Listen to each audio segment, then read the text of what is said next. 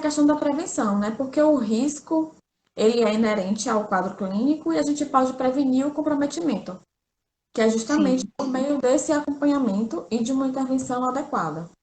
Quando a criança ela já tem um comprometimento nutricional, já existe uma desaceleração da curva de crescimento, você já vê lá na curva de peso, de estatura, ou de estatura, né? Seja para a idade ou seja proporcional entre os dois, e tem uma sim, desaceleração, uma diminuição da velocidade de ganho de peso, já é preciso fazer uma intervenção sobre isso para que a criança não agrave.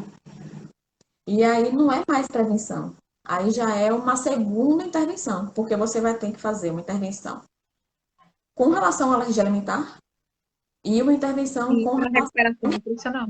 à recuperação do estado nutricional, exatamente. Exatamente. E das E carências recuperação. nutricionais outras que possam ocorrer, né?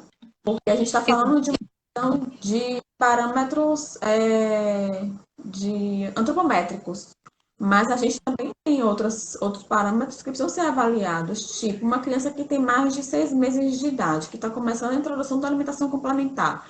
Se ela tiver uma refeição predominantemente láctea, por mais que o leite seja adequado para a alergia alimentar, o leite não vai ser adequado para suprir as necessidades nutricionais dela para aquela faixa etária exclusivamente. Então, é preciso Exato. que haja uma adequação também dos alimentos suplementares para que ele forneça realmente o que ela precise. E aí a gente não tem Exatamente. outras carências nutricionais que não a energética, né? Energético-proteica.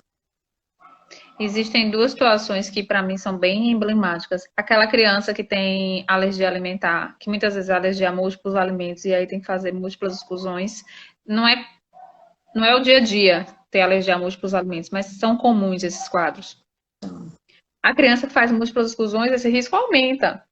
Esse risco nutricional é potencializado.